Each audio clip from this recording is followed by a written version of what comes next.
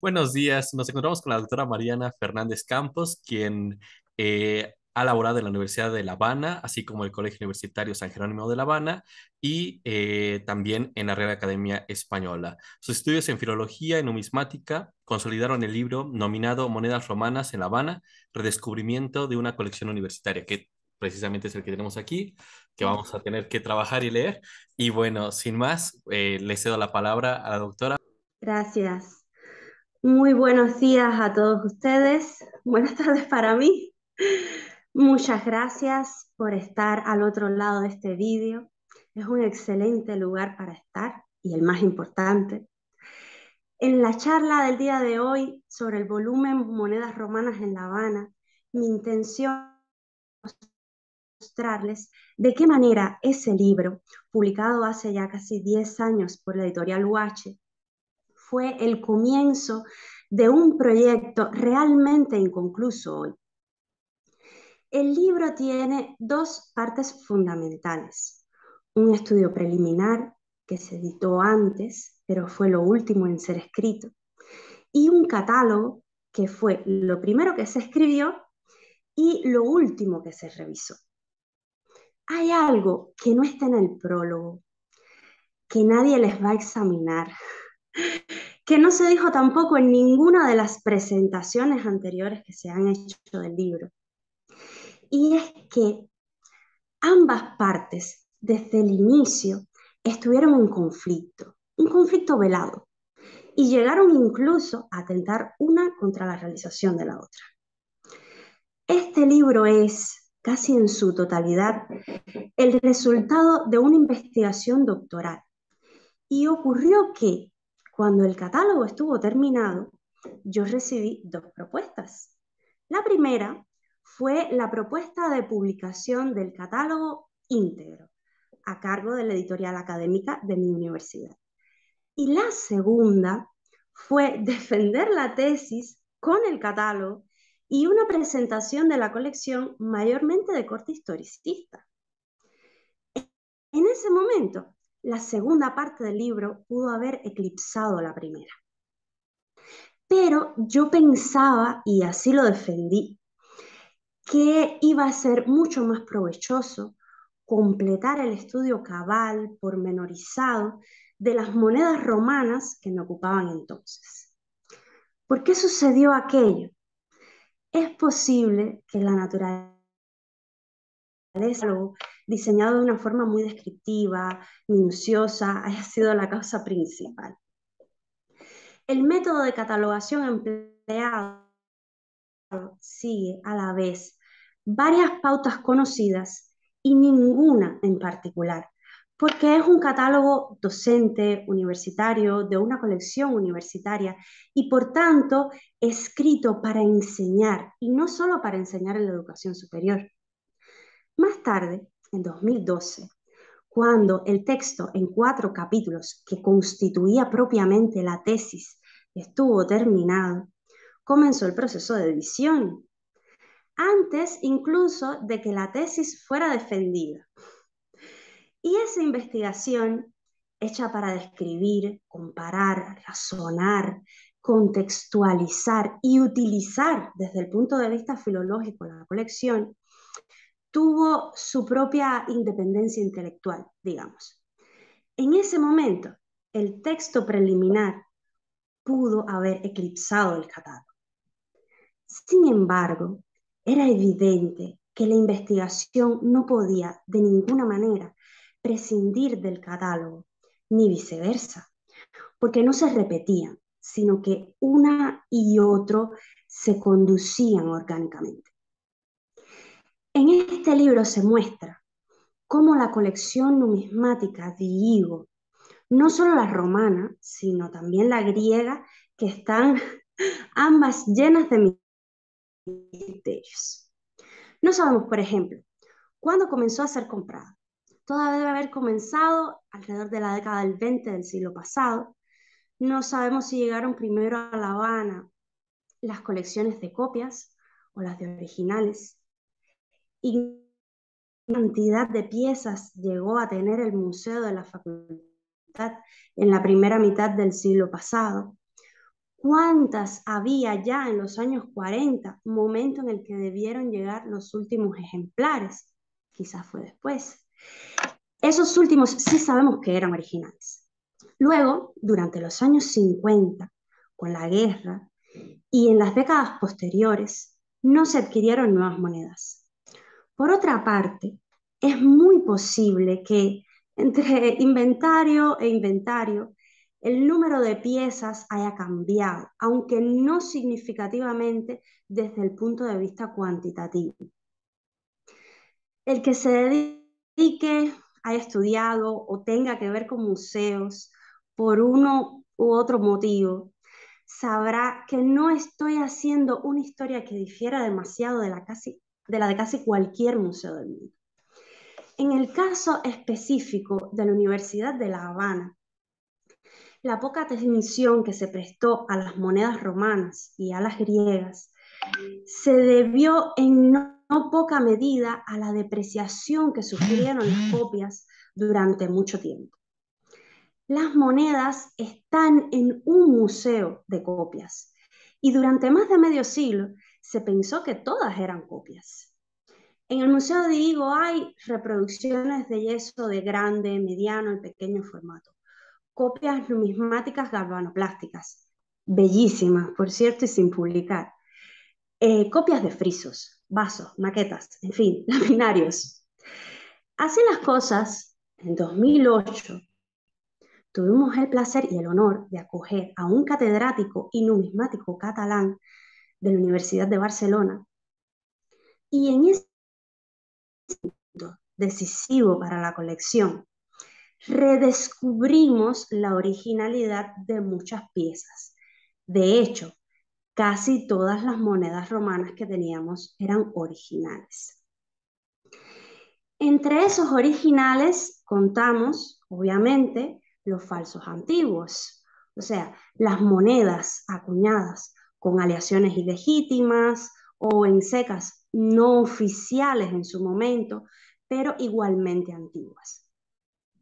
En el libro, paso a paso, se va mostrando la gran diversidad y el valor de la colección romana. Hay piezas muy raras. Por ejemplo, el falso de Póstumo, del que solo he tenido noticias de menos de 10 ejemplares en todo el mundo. O monedas muy comunes, frecuentísimas, como los denarios de Augusto y Tiberio de la Seca de Lugdunum, actual Lyon, que si alguno de ustedes viene un día a un mercadillo en Europa y decide darle al vendedor un euro por una de esas monedas, le estaría haciendo un gran favor. Pero que desde el punto de vista histórico, cultural, filológico, esas monedas tan comunes tienen un valor gigante. Imaginen que durante muchos años se pensó que solo los áureos, que son dos, podían ser, no eran, podían ser originales. Y para nuestra sorpresa, de pronto nos encontramos con que teníamos no una, sino dos colecciones de monedas antiguas muy valiosas cualitativa y cuantitativamente. Así comenzó la primera catalogación de las monedas romanas, 173 en total, antes descritas ni publicadas. El libro tiene, por tanto, ese mérito inicial, bueno, también que es azul, y a todo el mundo le gusta el azul. El segundo mérito es haber sido, junto con el Congreso celebrado en La Habana en 2009, una parte significativa de la antesala del centenario del museo, que luego ocurrió en la pandemia, así que fue una suerte tener la antesala, una gran suerte. Por el centenario, además, llegó a Cuba un nuevo grupo de piezas, no numismáticas, pero piezas para el museo, que enriquecen su sala y en conjunto apoyan la docencia, principalmente de filología clásica, pero no solo de la creación del libro. Se desarrolló por fases. Primero, se hizo la lista inicial del corpus, que mostró que no había ningún orden aparente, ni temporal, ni temático, ni tipológico, ni regional. Hubo entonces que hacer un desplazamiento en el orden original de la colección y además mover algunas piezas que se encontraban entre las romanas a las griegas y viceversa. Luego vino propiamente la catalogación. Tras tener el listado, se dio a cada pieza un número de serie para identificarla, con una leyenda que favorecía no perder ningún dato de la distribución inicial. Se indagó en Internet, se clasificó según el tipo de material, se añadieron todas las referencias de peso, seca, datación y una descripción muy elemental. Después, en una segunda fase, vino la parte de la real apertura bibliográfica. Se consultaron los catálogos de Crawford, el RIC, obviamente, todo lo que había en La Habana, que no era mucho, pero rindió sus frutos también, todo lo que había en el Instituto Winkelmann de la Humboldt de Berlín, todo lo que había en Barcelona, en fin, se revisaron varias fuentes bibliográficas, bibliotecas prestigiosas, tanto de Europa como de América, tanto físicas como online. Y en ese punto se agregaron algunos comentarios a cada pieza y las referencias bibliográficas que se consideraron como las más canónicas. Al cabo, el catálogo se ajustó a los requerimientos de la publicación, o sea, del editorial, por una parte, y por la otra al estudio doctoral en su etapa final. Se excluyeron así los comentarios que pasaron mayormente al cuerpo de la tesis. Se cambió parcialmente la descripción de los campos y la forma de mostrar las inscripciones. Se agregó un mapa de secas, la lista de abreviaturas usadas en las referencias. Y por último, se hizo una reorganización final del corpus siguiendo un criterio temporal social, en el que se respetó mayormente el orden seguido en los catálogos más reconocidos a nivel mundial. Y listo. Eso fue todo. En 2013 contábamos con este libro que desde que salió tuvo un impacto en varias esferas de la cultura cubana. En el patrimonio nacional, por ejemplo, porque no es una colección de monedas de Cuba, pero sí está en Cuba. Así que parte del patrimonio universitario que se integra al patrimonio nacional. En la historia de los estudios numismáticos en Cuba, también, hermanada con secretos de la antigua aristocracia, la iglesia, la mafia. Bueno, dejemos la mafia. En 1921, Juan Miguel Diu y Mestre, catedrático cuyo nombre lleva el museo y la colección, pronunció un discurso que se imprimió luego con formato de libro, donde hablaba acerca de la importancia de las monedas antiguas para el conocimiento de la historia. No existía hasta 2013 ningún otro estudio académico, sistemático, de la numismática clásica en Cuba, publicado en Cuba, por lo que ese catálogo fue el primero de su tipo en la isla. En la docencia también tuvo un gran peso a través del análisis histórico-cultural, filológico, que se propicia a partir de las monedas. La colección de Higo permite abordar diferentes esferas de la cultura romana a partir de la tipología, la metrología, las inscripciones, los aspectos relativos al culto, la simbología. También es posible, con la elaboración del catálogo, saber cuál es el alcance cualitativo de la colección con respecto a otras muestras numismáticas en América, en Europa y en la propia Cuba. Y en los estudios numismáticos, además, se ofreció una nueva metodología aplicada a la literatura clásica. Esto no llegó a recogerse en el libro porque era el cuarto capítulo de la tesis, que es como que existe, pero no puedes verla. Bien, esa metodología de análisis con campos de comparación, clasificación, etcétera. Deja abierta una vía menos tradicional y más atrevida para la periodización de los tipos en la relación literatura-moneda y moneda-literatura. Solo la gran variedad de la colección pudo permitir tales aventuras. Resumen, las monedas pueden ser utilizadas en las diferentes esferas que estudia la filología, a saber, la lengua, la literatura y la cultura. Piensen ahora en una colección de monedas griegas originales, 81 en total, más otra de copias galvanoplásticas de excelente calidad, aún sin publicar. Una buena cantidad de reproducciones en yeso recién llegadas todavía a La Habana. Hay mucho por hacer en Cuba, muchísimo. Hubo una riqueza, no carente de sinsabores, pero riqueza al fin, y mucho desarrollo, con sus ventajas y desventajas, en la época en la que este museo fue concebido y nutrido. Y el libro, a fin de cuentas, no refleja otra cosa.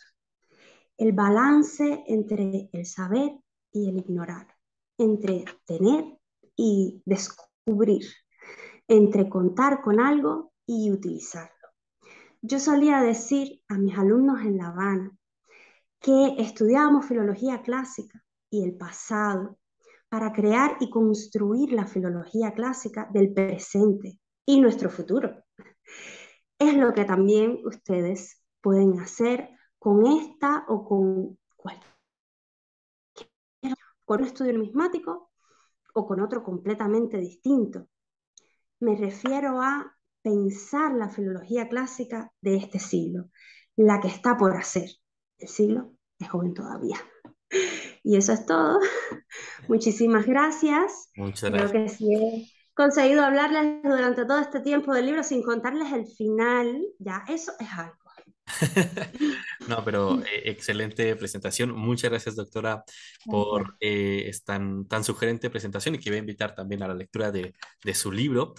Yo también me quedo precisamente que el libro es no, eh, no se posiciona solamente como un ejercicio espontáneo, ¿no? Sino como un desarrollo de los procesos históricos en los cuales se incrusta ese mismo libro, ¿no? De hecho, en la introducción me llama mucho la atención cuando expones precisamente los esfuerzos de numismática, ¿no? A inicios del siglo XX, del boletín informático, del Museo Numismático, el reconocimiento de las monedas, etcétera, etcétera, ¿no? Entonces me parece interesante que el libro es pionero porque dota de inteligibilidad de estos procesos y digamos que le da significado a la cribación numismática y filológica que estás presentando en este libro. Y también me gusta mucho precisamente, pues entre estos sestercios, dupondios, haces y el sextante que tenemos ahí en el libro, precisamente esta clasificación, ¿no? Que tú bien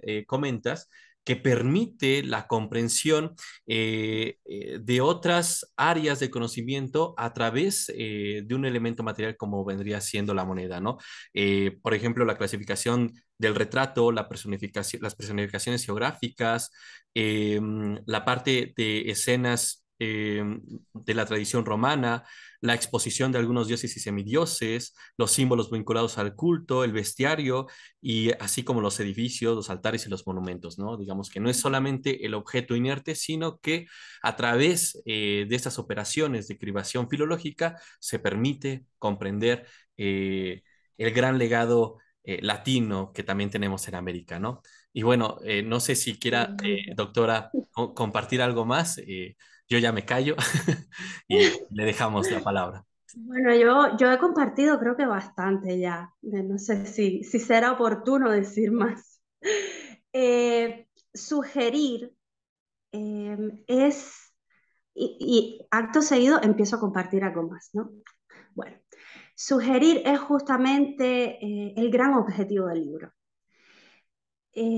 Los filólogos en general tratamos de no afirmar Y eso es algo que enloquece a los cibernéticos, pero no, los filólogos estamos absolutamente felices con eso. Tratamos de no afirmar categóricamente casi nada, tratamos de matizar. Y el libro intenta sugerir, matizar y abrir puertas. Todas las puertas que seamos capaces de abrirnos nosotros mismos dentro de nuestro cerebro están ahí esperando. Así que esa es mi invitación a todos los que quieran leer el libro y a todos los alumnos de filología clásica y a los demás. Bien. Perfecto, estimada doctora. Te agradezco una vez más por aceptar la invitación, por platicarnos sobre tu libro y bueno, tenemos una lectura pendiente y muy sugerente. Sin más, te Muchísimas gracias por agradezco. la Te deseo invitación. excelente, excelente Adiós. tarde.